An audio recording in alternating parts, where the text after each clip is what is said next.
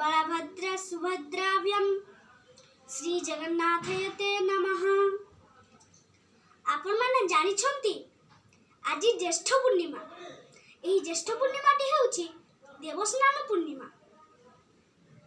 एही दिन श्रीमंदिर चतुर्धाम मूर्ति स्नान मंडप रे विजे करंती। स्नान मंडप एहा केउठी?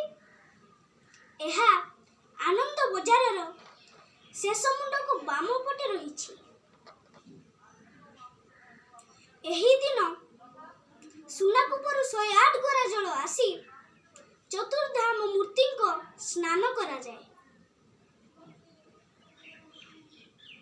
महाप्रभु श्री जगन्नाथंकर 35 गरा जल, बड़बालु शांत बलभद्र देवंकर 33 गरा जल, मां सुभद्रांकर 22 गरा जल एवं सुदर्शन देवंकर 18 गरा जल रे